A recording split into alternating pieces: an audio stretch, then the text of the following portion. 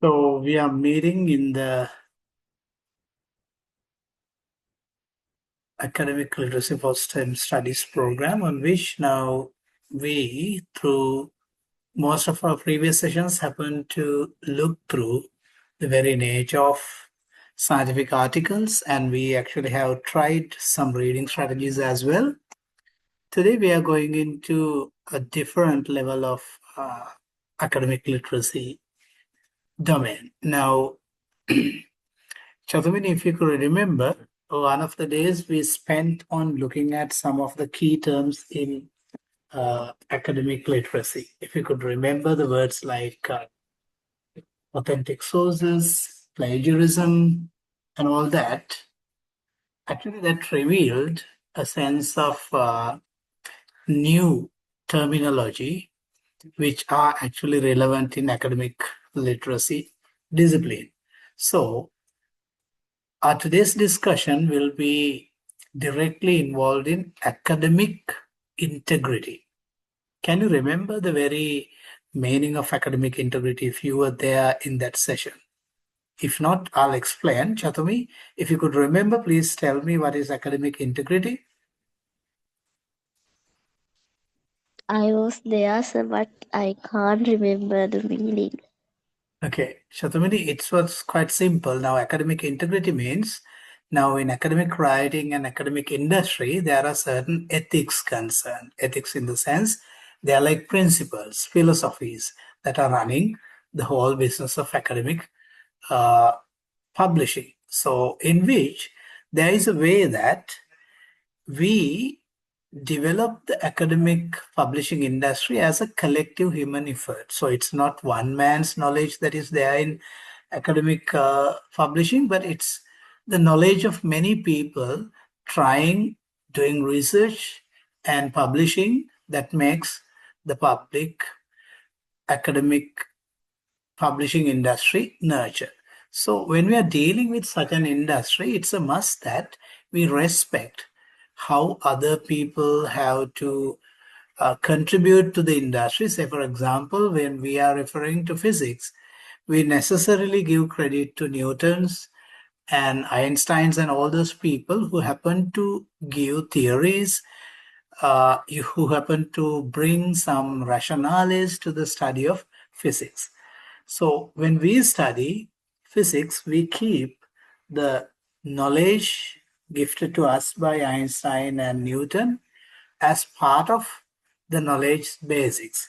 So when we refer to their knowledge, we actually name that particular knowledge after them. So we call them Newton's laws or the Einstein's theories and so on. So this particular practice of giving credit to the people who found that knowledge is basically academic integrity. Can you remember what I was talking then? I wish now you can come back to those things that we discussed the other day. Can you, Chatumi?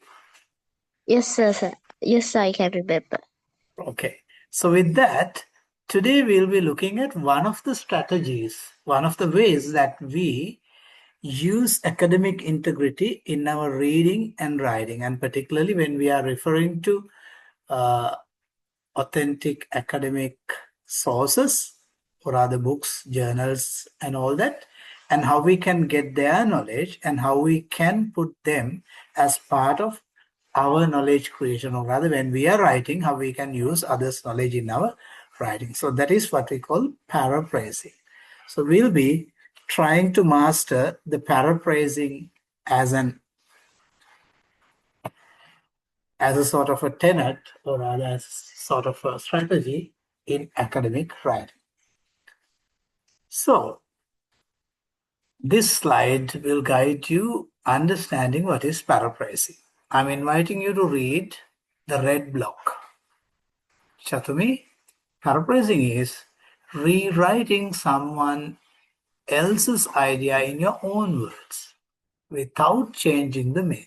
Now, remember, the writer might have written it in a particular word order, in a particular sentence order, in a particular phrasing. But you actually process that original writer's data, and after processing, you create your own version of the same idea. And when you convert the original writer's idea into your own words, that's what we call paraphrasing. Did you get it, Chatumi? Yes, sir. So it's going to be quite different from quoting. Now, in quotations or quoting, what happens is we actually take the original words of the writer and we put them within inverted commas and we cite them. Yes, this is Newton. So, for example, if you write Newton's law 3, so you take Newton's words as it is and you put them in inverted commas, you know, the double inverted commas, and you cite Newton and the year of publishing. That is quotation. But in paraphrasing, it's not the self-same verbatim words, or rather verbatim copy of the self-same thing that we take into our writing, but we take it in our own version. So that is the difference between quotation and paraphrasing, right? And you have to remember that it's not quotation, and at the same time, it's not summary as well. Now, in a summary, what happens is we take a bit of a lengthier text from the original writer and we simply take the essence, gist of that particular writing. But in paraphrasing, it's not the gist alone. It is simply the original writer's idea converted to your own version. Not a summary, not a quotation. Actually, it requires understanding the source. Now, the biggest thing is now in academic writing or rather academic literacy, we talk often about the very idea of scientific thinking or rather disciplinary thinking, which means we actually think like scientists. We think like people who write scientific texts. So, as scientific writing authors, as scientists, as authors of science writing, we have to think in a disciplinary way. Now, paraphrasing is a way of disciplinary thinking. Why? We actually process the original data, original expression, original paragraph or whatever it is, original written, and then we understand it fully without missing its context, and we convert that into our own version. Now, Chatumi, tell me whether you understood what is paraphrasing and did you detect that it is not quoting or summarizing? Yes, sir.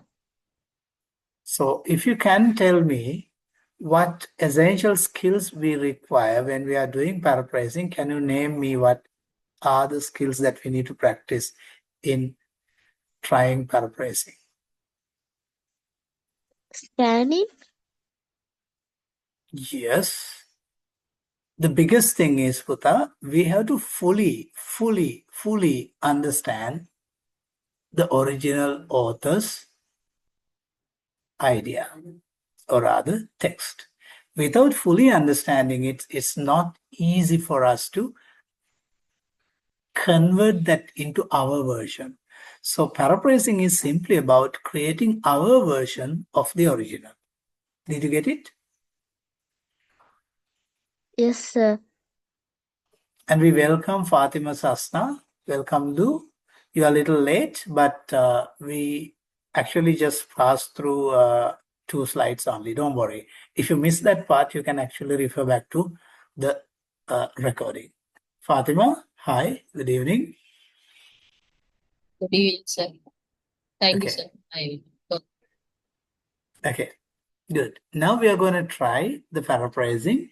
Paraphrasing is simply you are creating your own version of an original writer's or other original author's idea. You're going to convert that into your own version. This is one of the ways we ethically take someone else's ideas into our own STEM writing. So let's move and see. So we need to know why paraphrasing is important, right? Paraphrasing is quite interesting and a sort of an active reading strategy, because when you're doing paraphrasing, we have to fully comprehend, understand the original writer. So paraphrasing is actually a way of demonstrating your understanding of the text, or rather, you show us by writing it in your own version that you understood the original text. Therefore, in university, paraphrasing is a way of demonstrating your understanding. And the second thing is, if you could remember the very word plagiarism. Plagiarism means it's a crime in academic literacy jargon, or rather in academic publishing. Plagiarism is a crime. Plagiarism is quite simply, you steal someone else's idea and you pretend, or rather you interpret as that particular idea as your own. When you learn paraphrasing, you actually give way out from this criminal act, what is plagiarism. So you can avoid plagiarism when you do paraphrasing, right?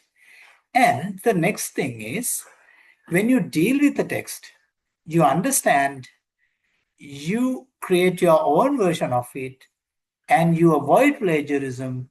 And when you create your own version of the original text, one thing that you have to maintain is the academic tone. Academic tone in the sense, you actually give the same academic weight of the original writer in your own write-up, or rather in your own version. So you learn to maintain academic tone. That is also really important in university learning. And the biggest thing that you achieve by doing paraphrasing is, Putta, now when we invite university students to write an essay on something by referring to these articles, what they typically do is they simply take couple of quotations from those articles and they put them within inverted commas. They fill their essay with simple direct quotations from original writings, and this we call overuse of quotations.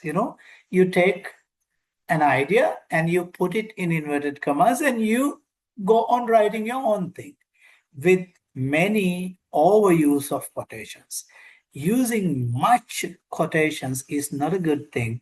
You have to use quotations, true, but your writing should not be dominated by quotations. So to reduce quotations, you can use paraphrasing. Now, did you see that learning to paraphrase, or rather using paraphrases, gives you a lot of advantages? That demonstrates your understanding, that helps you avoid plagiarism, and that helps you maintain academic tone, and most practically, that reduces the overuse of quotations. That's why we need to know paraphrasing. And that's the skill that we are going to master today. Are you ready for that? Give me a thumbs up if you are ready to learn paraphrasing now. You understood what is it, and now we are going to practice it. Chatumi and Sasna, give me a thumbs up so that I know that you are ready. Yep. Thank you. Thank you. Let's move. Let's move. So, this is the typical procedure of doing a paraphrase. You can see it is numbered from 1 to 6, right? The first step is you read the original text thoroughly. Thoroughly means you skim, you scan, and this time you read it a couple of times for you to digest it, for you to understand it properly, right? And then you identify the key ideas in the original text. You read it. You identify key ideas in it. That's step 2. And you use your own sentence structure, which is different from the original text. You use your own sentence structure. And then, after identifying the key ideas, you are now trying to convert that idea of the original writer into your own words in your own sentence structure. And in that, you do the 4th step. What is it?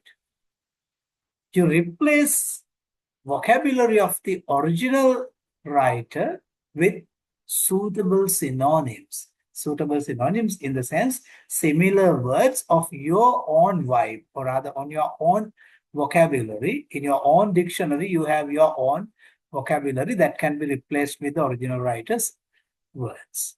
And the step number 5 is, after replacing the original vocabulary with your vocabulary, you once again go back to the original write-up and you go on a comparison.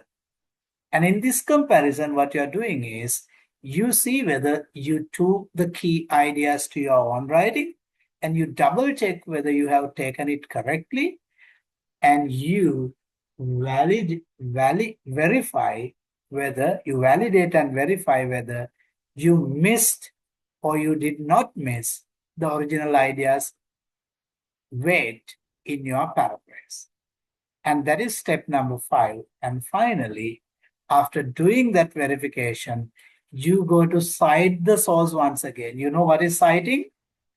You, within bracket, give whose idea have I paraphrased here. It could be Einstein, it could be Newton, it could be Hawkins, anyone who wrote the original idea. And you give which year of publication it appeared, and so on. That is citing the source. Can you note down the 6 different stages of paraphrasing?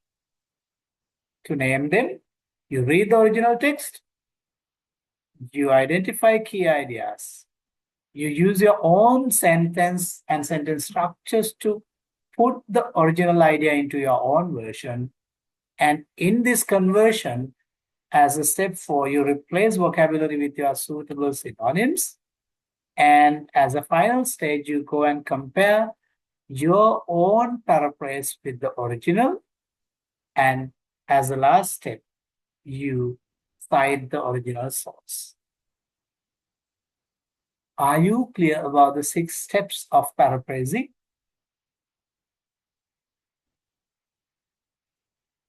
Can somebody speak and say yes?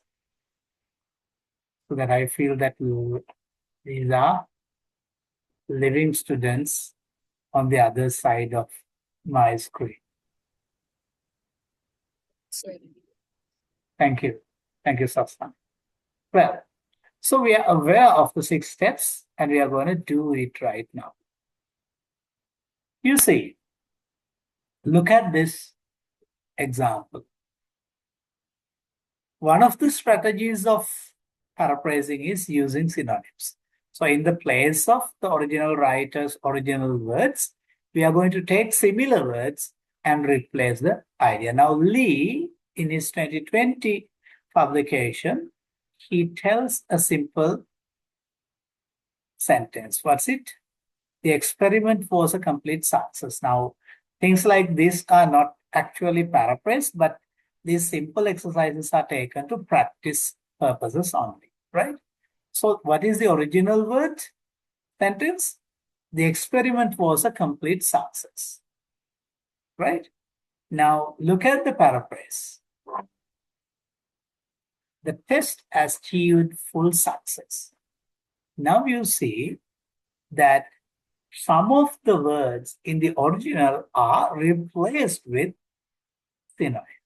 If you look at test is a replacement of the experiment, and full is a replacement of the complete. You see? So when you take this paraphrase, what you simply did was you replaced some of the words in the original with appropriate synonyms in your paraphrase. Did you see what you did and how you did it? Did you notice it? If you have noticed it, give me a thumbs up so that I can move on to the next example. Look at the original and then look at the paraphrase. And when you compare the two, you'll see that it is the synonym that replaced from the original. Well, got it. And with that, we are moving to the next slide. Is that all right, Sasna?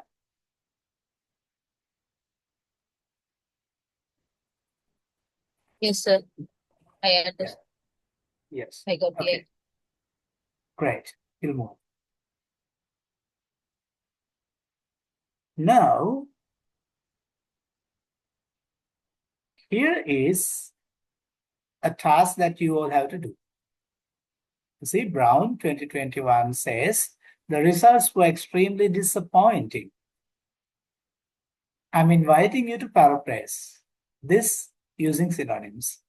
I have given some of the hints.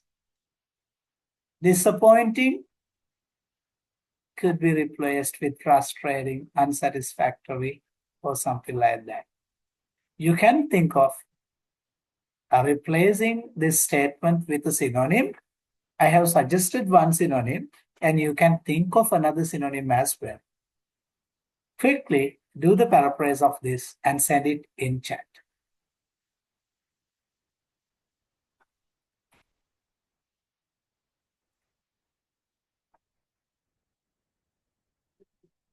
I'm giving you time to attempt the paraphrase.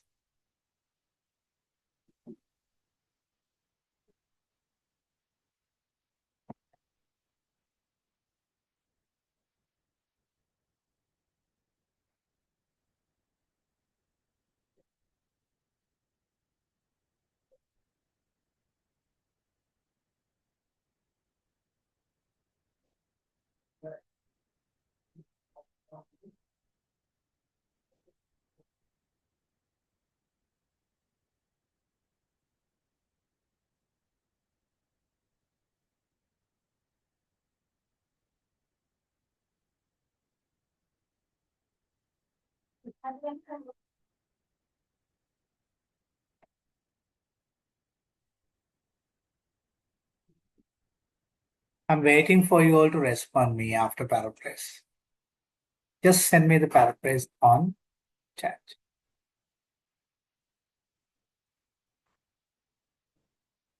I have received Chatumi's work, and I have received both of you.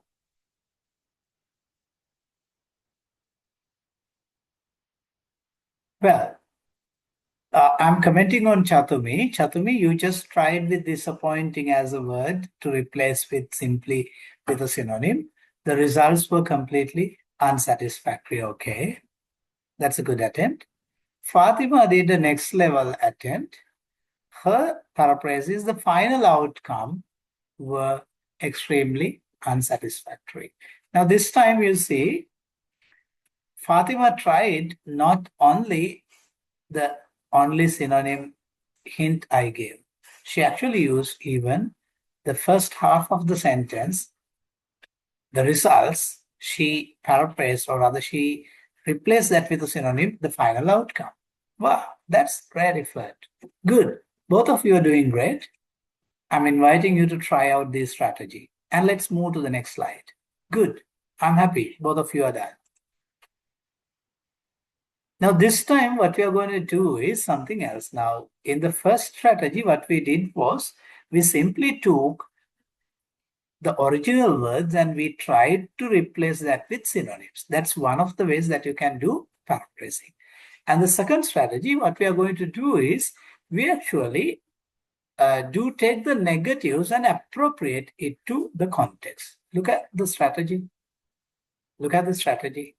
In the original, it is said the cause is simple. I'm actually, the material here used very simple examples. That is to make you understand it fully, right? But things like this are not typical paraphrasing examples, but I'm using it to make it really, really clear for you all, right? Okay. This time what we are going to do is quite simply, the cause is simple is the original sentence, but you see in the paraphrase, we use a negative statement. What is it?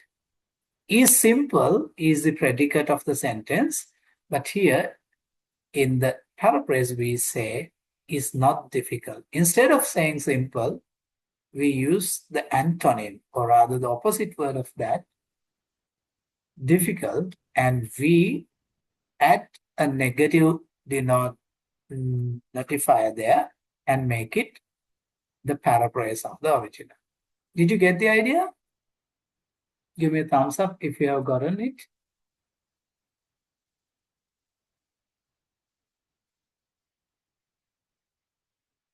Thank you, Fatima. Well, okay. Thank you, Chatumi. Perfect. So let us move to the next slide.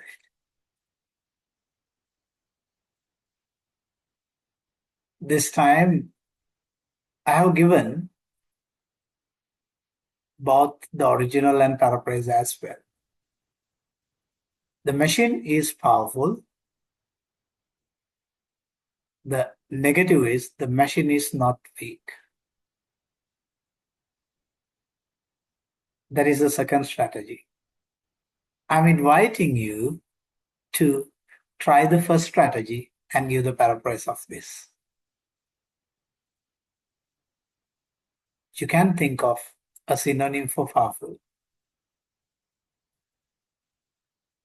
Do it quickly and send me your response.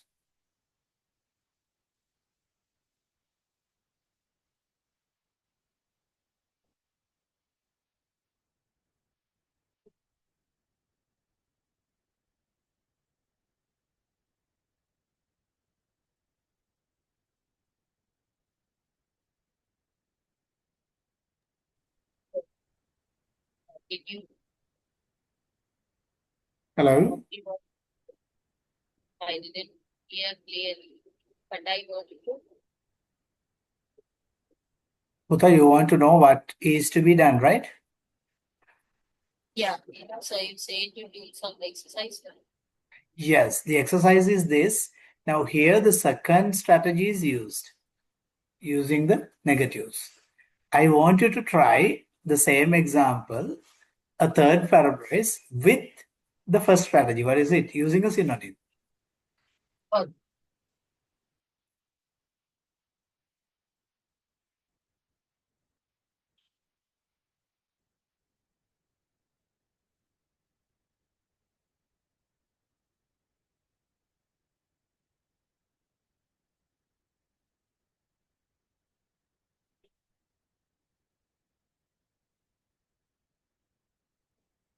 Katumi says machine is strong. Okay.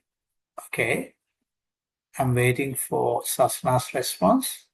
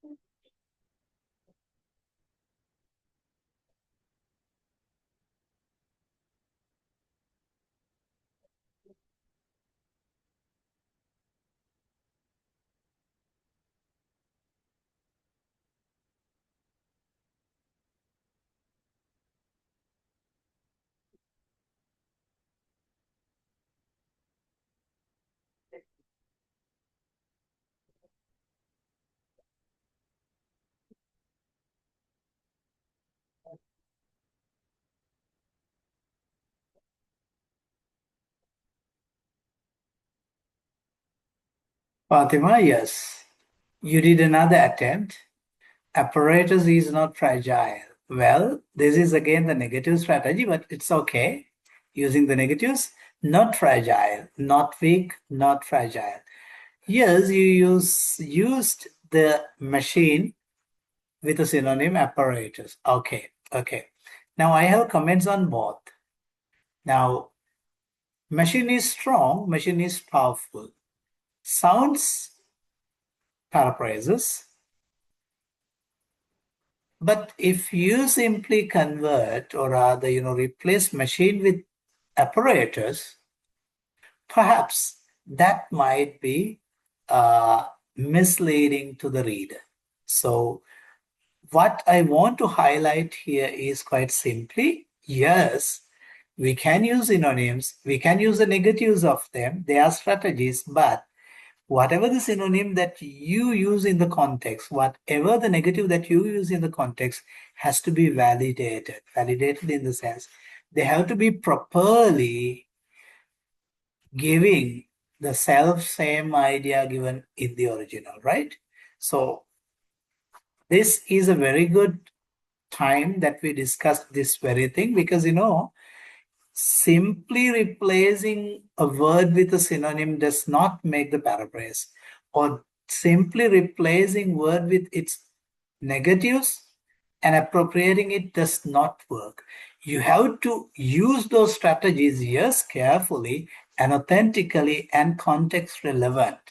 If it is not relevant in the context, or rather if it simply uh, disturbs or rather dilutes the idea given in the original sentence, it's not going to be a proper paraphrase, right? So I'm teaching you the strategy and at the same time giving you the limits of the strategy. Because if you are just going to try out the strategy alone without knowing its limit and without knowing its context, let me say that you are going to miss your exercise.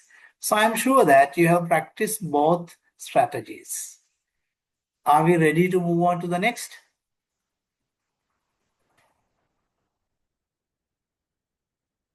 Waiting for your response. Are we ready to move on to the next?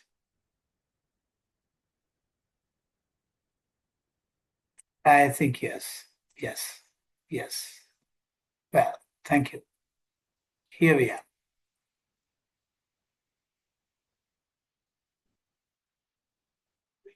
Now look at the two examples on left and right.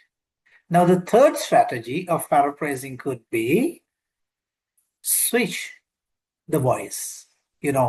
English has two voices, active and passive voice. So if there is a statement in active voice, you can actually think of converting that into passive voice. Now we have been doing this technically and mechanically in our O levels and in our A levels, right? In our English paper, we were doing it. But this time we are doing it for a different purpose, the purpose of paraphrasing.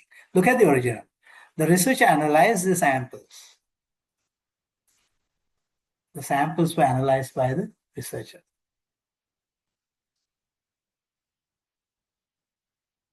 And if the original was the samples were analyzed by the researcher, totally all right, you convert that into the active. The researcher analyzed the samples. Now you see this technical function of active and passive is actually a strategy of paraphrasing. You see?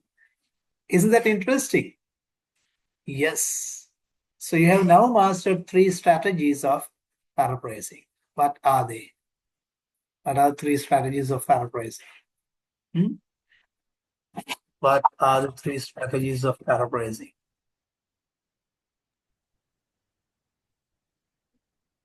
Number one, using synonyms. Yep. Second one, using negative. And third Yeah. one, using passive voice, active Of or passive voice. Yes, perfect, Swasna. And the most important thing is you do not need to isolate yourself in one strategy. Perhaps in a better paraphrase, you can make use of all the three strategies. You can convert the synonyms, the antonyms, or rather the negatives, and you can go into passive, and you can have a blend of all these strategies to create a better paraphrase, right? That's, yeah. Chatumi, you named them properly, yes. Now, you might have, it could have been in your practices so far doing these strategies. But, as strategies, these are simple ways that you can put the original in your own paraphrase. Let's try this in an example. Hmm? This time, try it with passive voice. There is an original. The team conducted the survey. Now remember, in each case, even though you are using a synonym or negative or paraphrasing using passive voice, still you are obliged to use the references within brackets, right? So use the references as well when you are sending me the response. Use the references as well within brackets. Send me quickly the paraphrase of this particular sentence.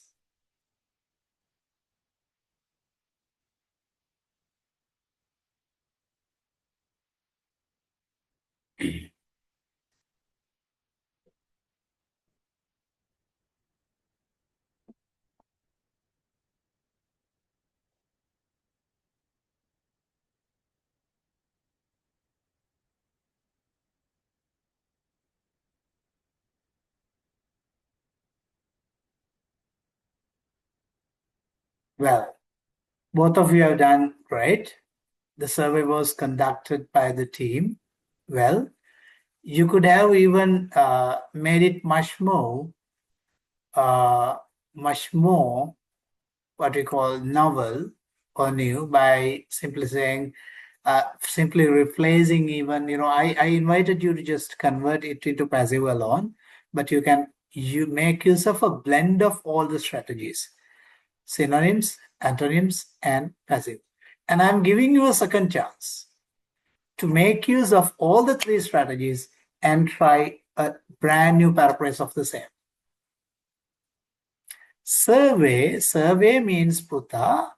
Now, you must have seen අපි සිංහලෙන් කියන සංගණනය කියලා. ඒ කියන්නේ අපි when we collect data from a bigger sample, from maybe from a village itself, from maybe about 500, 600 people, we collect data on a particular, we have a set of questions set and we ask from those questions from people and we collect that data and gather information. This whole process is called survey, right? I'm giving you a second chance to look at this original sentence and paraphrase it using all the three strategies that we have learned so far. You can try all the three strategies and try and make it more meaningful, more creative paraphrase. Try it, please, and send it.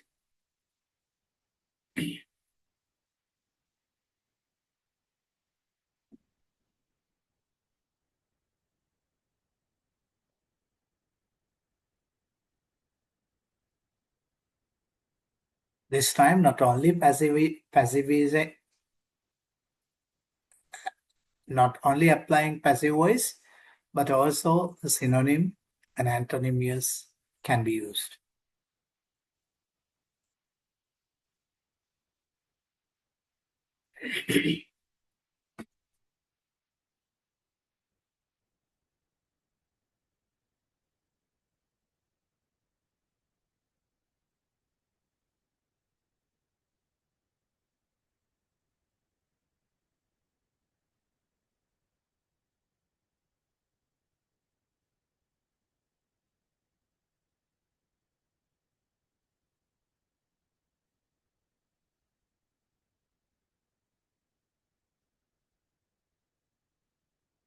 Okay, Fatima, your attempt is great, but still, when you say just not the individual, you have to make an indication of the team as well, right? So you can improve it simply telling the investigation was not conducted by the individual but by the team, right? So you see, you are making it much more productive and much more creative. So this is how you can simply make a paraphrase. Can I see Chatumi's paraphrase as well?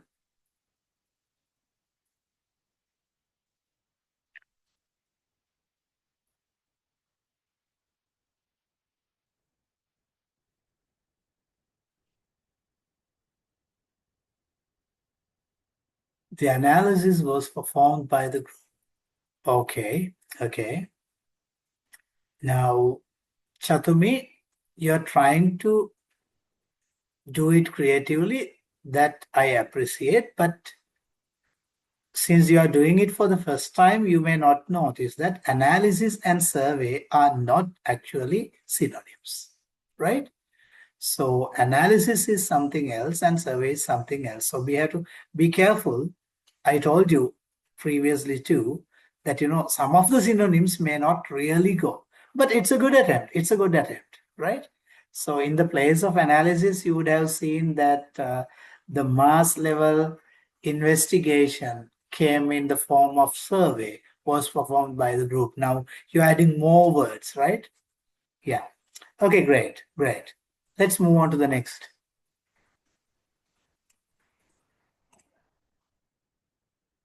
This is a brand new strategy, right? Now we have mastered 3 strategies. What are they? The synonym, the antonym or the negative, the active passive conversion. This time we are coming into a new strategy. We call this nominalization, or verbs converted to noun and nouns converted to verbs. You know that all the nouns in this world can be converted to its noun form. All the verbs also can be converted to verb form. So we are trying that strategy in paraphrase. Now look at the original. Students gave a presentation, right? Presentation is a noun, and we are converting that into its verb form. What's it? Presented. Presentation, presented. Now, in the example, you see the students presented their ideas. Gave presentation, presented ideas. You see? So, this strategy could also be a creative attempt that you can make to create the paraphrase. Isn't this interesting, Buddha? Now, in this particular course, what we are trying is not simply teaching you what is this and that, but we are giving you simply strategies. And you see, now language is now becoming more and more a play field, isn't it? We are playing with the language and skills and the dynamics of language. We are creatively putting them in practice, aren't we? Did you get the point? The 4th strategy? If you have gotten the 4 strategies, give me a thumbs up so that I know we can move on to the next. So it's mostly gamifying the learning experience of language. So let's try this. Now it is your turn to try it yourself. Conversion of noun to a verb or verb to noun. Look at the example. The professor conducted a review, right? You can convert one of the nouns in this sentence into a verb, or rather verb into noun. Okay, try it and send me your response.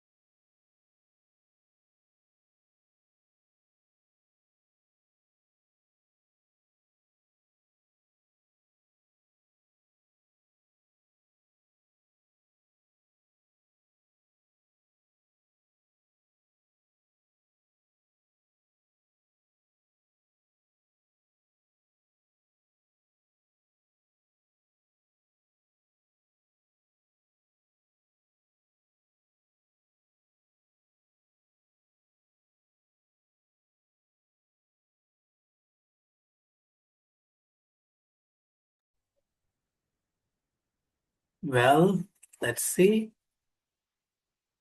The professor reviewed the main idea.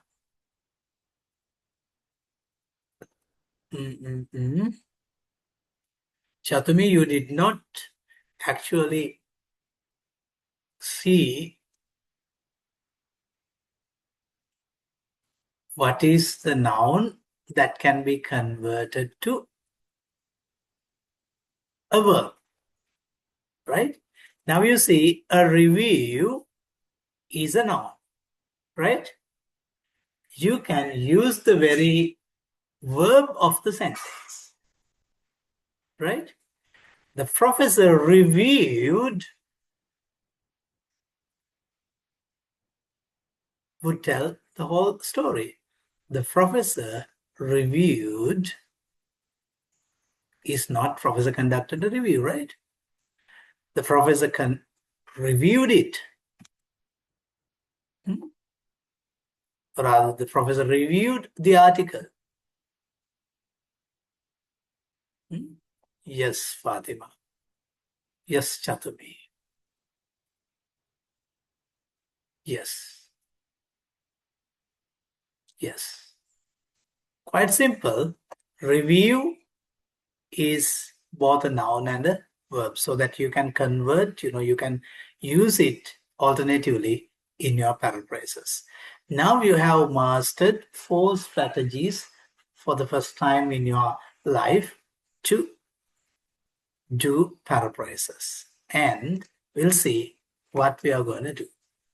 The next thing, the 5th strategy, we are going to use a conjunction and simply make couple of sentences connected together, and the idea will be given in one sentence. We call this compounding and making the compound sentences. To make the compound sentences, we use a conjunction. Look at the original example. The lecture was long. It was very interesting. Now, there are 2 different ideas. Lecture was long is one idea. It was very interesting is another idea. Now, look at in this example. Now, you need to note all this, right? Now, here the lecture was long. Full stop is here, right? But if you look at the second sentence, it was very interesting. There isn't any full stop here. Where do full stops come? It comes even after the reference, you see. So it does not mean that you should not misunderstand that this punctuation is missing. There is a way that punctuation is given when you are doing academic writing. That is also part and parcel of this lesson. Well, so what we are doing here, we are going to combine the 2 sentences with a conjunction and make a new paraphrased sentence. The lecture was long, but it was very interesting. You see? I'm inviting you to use a different conjunction, not but, and make it a paraphrase. I'm giving the challenge to both Sazna and Chatumi. Use another conjunction and make the same paraphrase.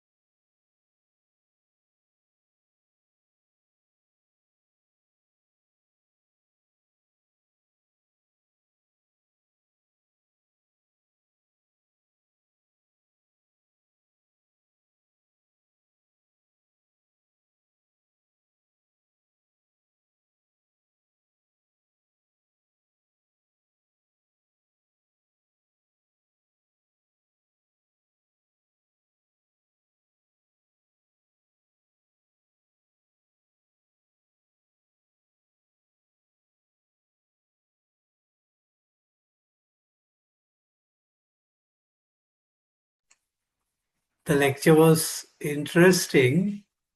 However, it was interesting. Yeah, the lecture was long, right? Okay, it's all right. It's all right.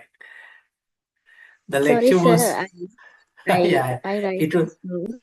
yeah, it's all right. It's all right. The lecture was interesting because of that it was long. Okay. The lecture was long, however, it was interesting. Great. You see, now what we are doing is actually we are very entertainingly putting the language in gaming. And in this gamifying experience, what we are doing is we are mastering paraphrasing. Now you see the different approach we follow here. Let's move and see. There is another challenge. The device is costly. It saves energy. There are two sentences, but I haven't given reference here, but I'm just asking to use a conjunction and paraphrase it. There are three conjunctions suggested. You can try one or two paraphrases.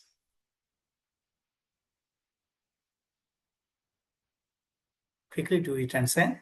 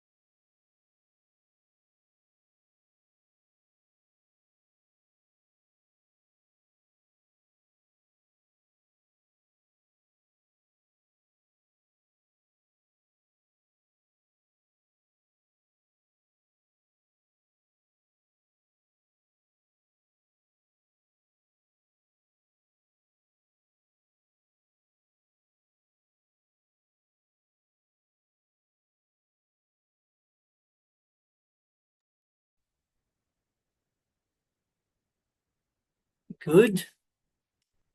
These girls are really, really good. They're doing a good job here.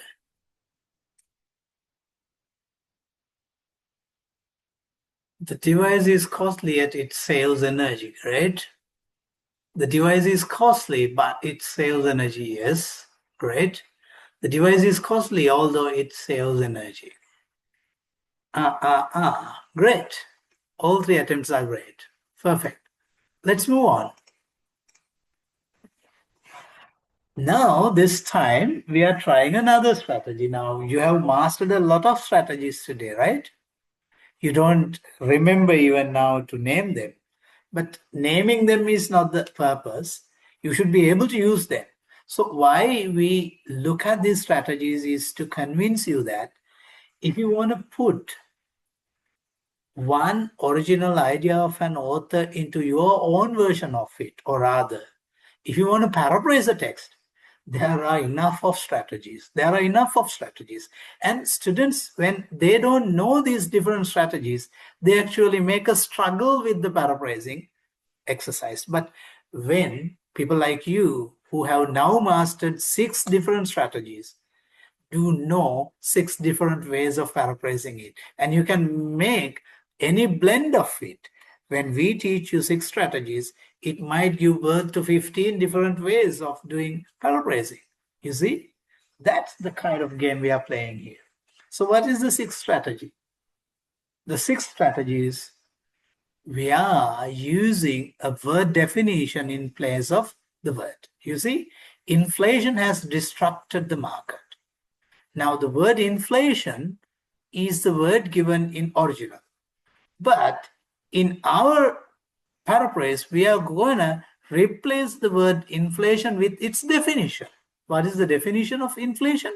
The rapid rise in prices. You see, we replace the word's definition in the place of the word.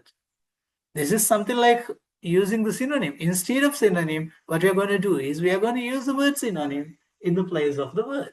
You see? Have you ever thought of this much of strategies to paraphrase a paragraph taken from original? If you knew it, you won't be taking paraphrasing as a disgusting experience, I'm sure. If you knew all these strategies, you're going to make it a point to play, aren't you? Yes, that's what we are doing here. Did you get the point? Strategy 6?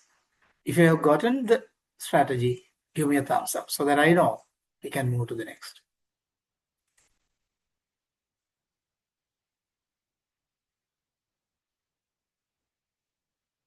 Thank you. Great. So we are moving. We are going to try it out. The volcano erupted violently. You're going to use the 6th strategy. You're going to replace erupted with what? Its definition. It's not a difficult task. Do it. Answer it quickly.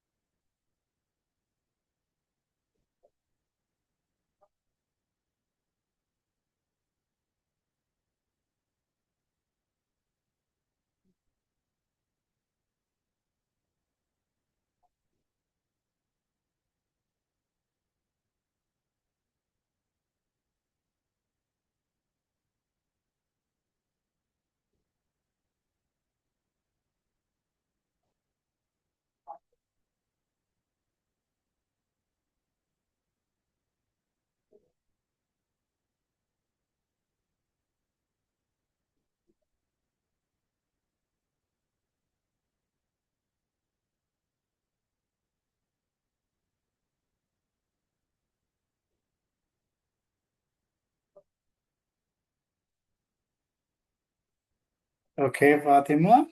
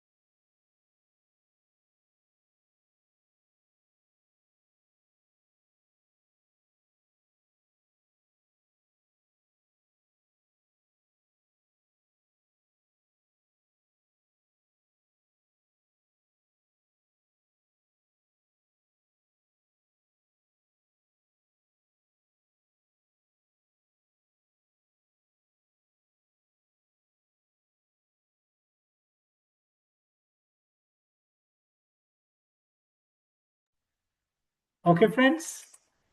Wasn't it really, really interesting? Well, we advise you to combine all these 6 strategies in your paraphrasing exercise. When you combine, actually, a good paraphrase means a paraphrase combined of many strategies. When you use many strategies together, what happens? The paraphrase comes more like a novel expression of the original. And that's what we are expecting from you to do in paraphrasing. Good paraphrasing often combines, right?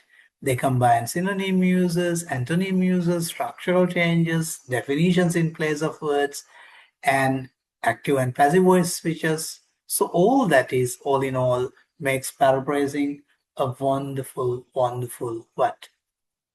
Experience. Well, practice improves fluency and originality, so try it.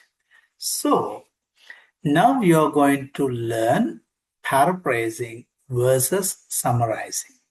But before that, I want to give you a chance to speak a little and tell me how you understood paraphrasing, and is paraphrasing a fun exercise, and do you think of paraphrasing original things hereinafter in your academic readings and writings, and what makes this learning of paraphrasing interesting? Tell me in maybe 2 sentences or more. It's over to you, the smart girls.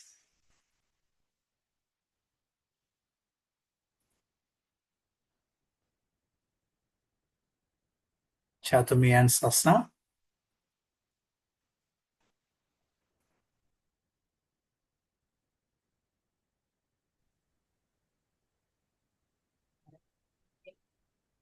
We can write our own idea using the own reader idea.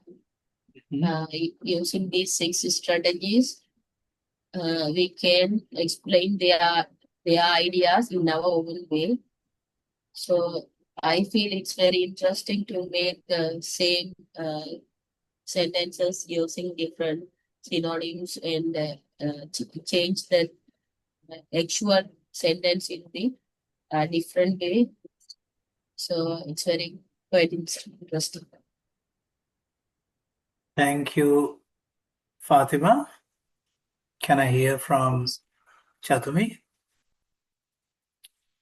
Paraphrasing is a way of converting someone's idea to our own words. I think it is more helpful when we are taking notes from textbooks. Yeah, indeed. Thank you, Chatumi and Sasna both. Now, these are not just strategies to paraphrase, and you might use them as strategies of learning as well. Now, if you can learn a subject matter and if you can interpret that in your own terms in different ways, and if you know how to do it, and if you're doing it playfully, and you will realize that without an effort, with much fun, you're going to learn things. So they are not only academic writing strategies, but also very fun learning strategies as well. So make use of them, because I know that all of you do love learning as well as fun, right? Never lose the chance of having fun in learning. Then you'll make it a fun, full activity. Well, so what this slide says is a contrast between paraphrasing and summarizing, right? If you look at what is on top in the first 3 lines, what is a paraphrasing? A paraphrasing is quite simply the restatement of an idea, perhaps in the same or nearly equal length. But in a paraphrase, you have to focus on details, which means you cannot drop any detail from the original idea when you're doing a paraphrase. You have to keep the same length, depth, and breadth of details as in the original of your paraphrase. The depth, breadth, and weight of the detail has to be same. right? But if you look at the summary, it is different. How?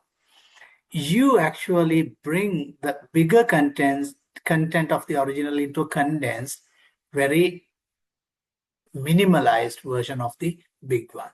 And in summarizing, you can actually focus on the main idea alone. Because in a summary, what typically happens is a main idea is given, and the same main idea is elaborated with examples, elaborated with definitions, and put into easier versions with examples and evidences. That's what happens in a bigger text. But if you can simply grasp the main idea and put that in your own words, that is the summary. So in a summary, you don't see much of the details equal or rather equal to original. In a summary, the product that you create as a summary is going to be much, much smaller than the original. But in a paraphrase, it's going to be more or less the same length and breadth of information. Did you get the difference? Did you understand the idea?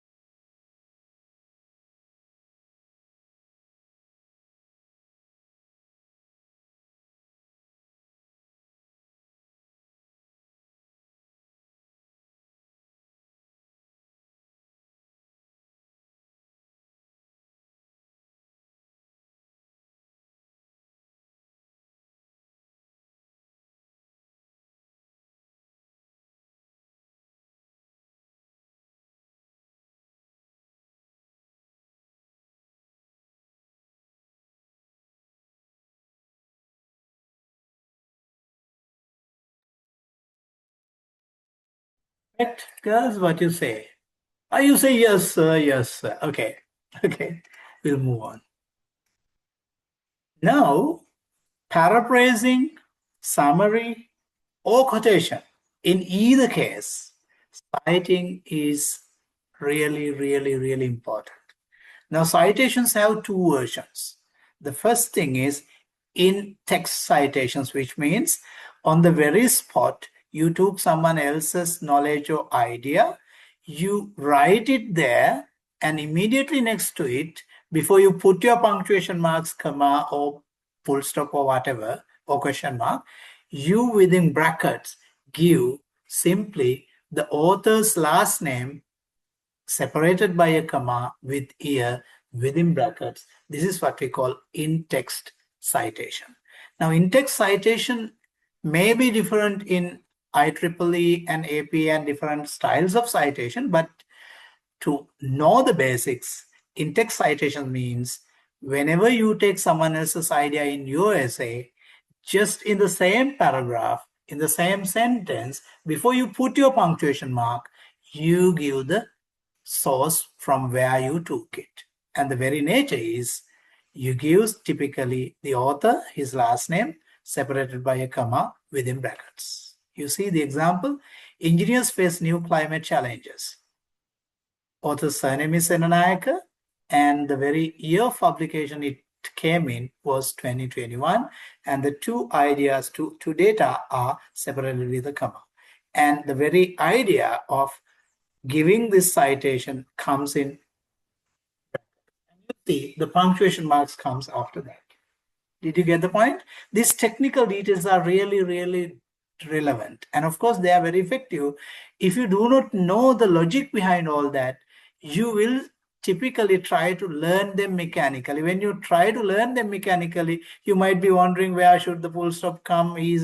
Should it come before the in-text citation and all that? Now, when you know the logic, you know where and how it comes, right? So learn the stuff with the logic. That is what we do in Akalistan. Did you guys get it? Can we move to the next idea?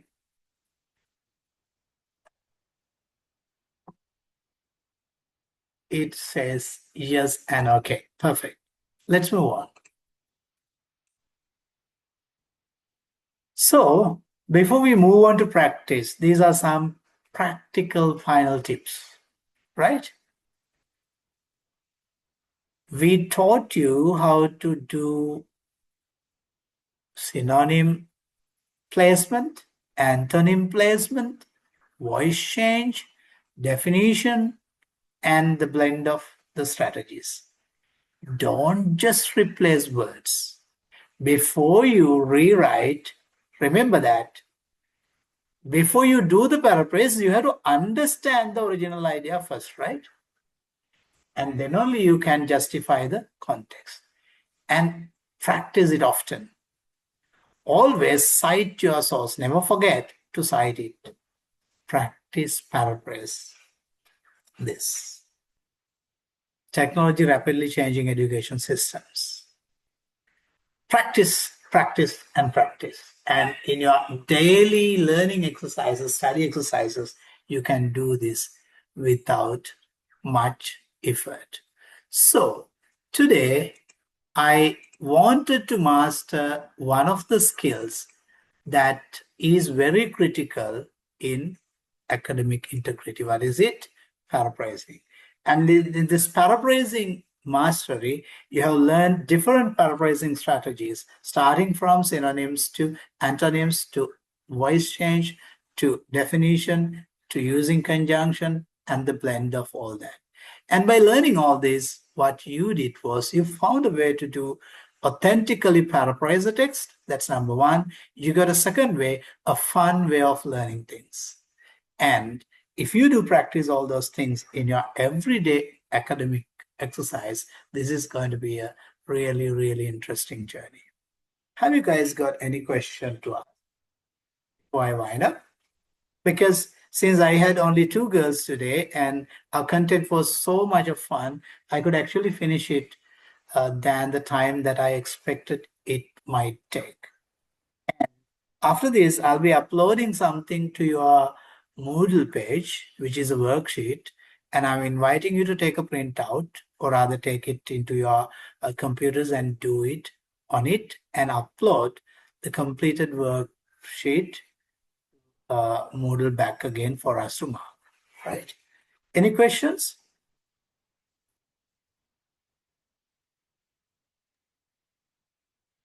So, so far, I don't have any questions. Okay, Sasna. What about Chatumi?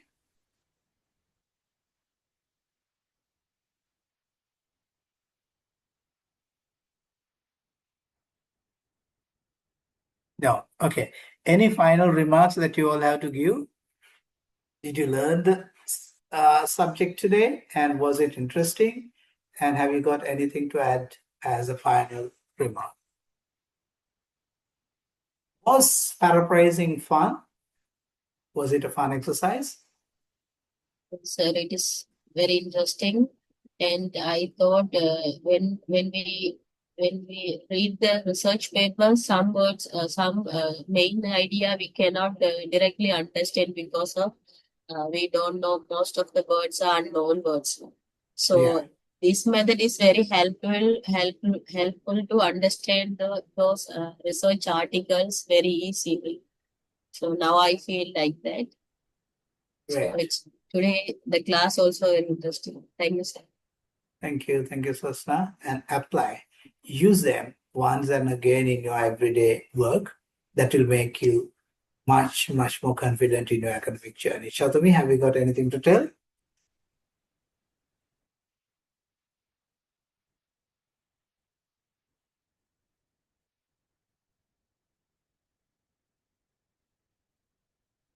Well, it seems things are all right. And wait for the Moodle update on the worksheet for today and do complete it and upload back, and we'll create a place where you can upload in the same Moodle page where you can upload your worksheet. Okay, thank you very much, and looking forward to see you next week. Good luck, girls.